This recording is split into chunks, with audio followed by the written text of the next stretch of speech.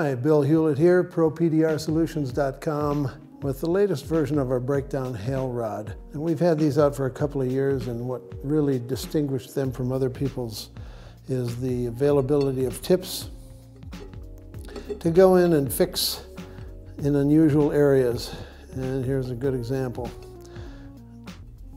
The angle tip is set up so that when you're working on a roof brace or near a roof brace, and you maybe got those inverted horseshoe shaped braces on the roof, that area right over the top of that lip is always hard to reach unless you've got that tip. Then you can reach it with the hail rod that we have, and you can reverse that tip and get it from the front side of the vehicle, or of course this way from the back side of the vehicle.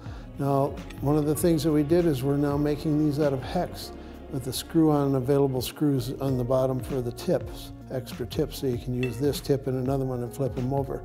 But we set it up on a hexagon so that you can take at different angles. If you're working a difficult piece on a side rail, same situation, it'll get into those areas. We've also got that available in our whale tail tips.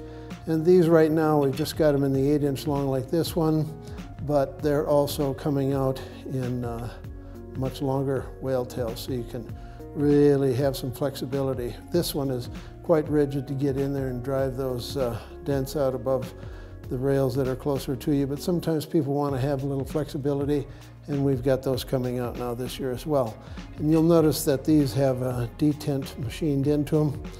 That's so that once you lock it down, and I recommend using the bolt, 1/4-inch bolt, you use a 7/16" wrench, lock it down, and it'll do it, make it very, very solid.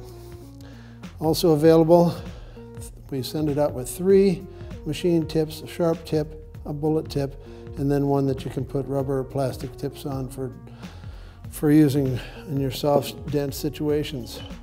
Our handle, and it comes with an Allen wrench to lock the handle.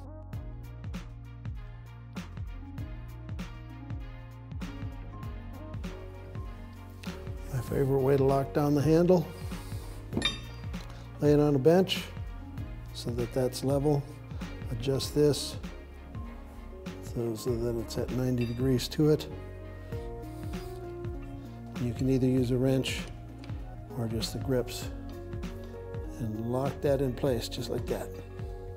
Now, one wrench that we don't send you, and new for this year, is we've machined flats into our rods so that it gives you the capability of locking them down solid. So if you're using a whale tail or otherwise want to work something from an angle, you can use a standard 7/8" open end wrench, like a Craftsman style wrench. And today I've only got one of those with me, so I've got my trusty crescent wrench, and lock that just that much, and it'll make that thing twist on anything that you want to twist.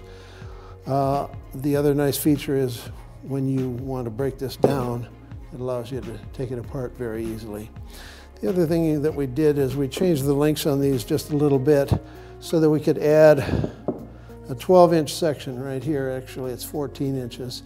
We made it just a little longer so that you can have this rod is 35 inches long. You can screw that in, and you've got a 4-foot rod or a 5-foot rod if you use this one, and this is 30 inches. So you really get some nice reach. Altogether, this thing will go more than 8 feet. If you're going to do that, I recommend that you leave the small section out, though. It goes about 7.5 feet, 8.5 feet with this, 7.5 feet with this. It's plenty long. It allows it to be a little more rigid. You take out the weak link, and it really gives you a lot of rigidity for the size rod that is. The nice thing about this also is this entire rod weighs 7 pounds. So using a roof brace like the one that I've got, putting it in the right spot, I mean, you can literally fix everything from the backs of the front doors back on a Suburban or anything that's got a long roof like that. There you have it.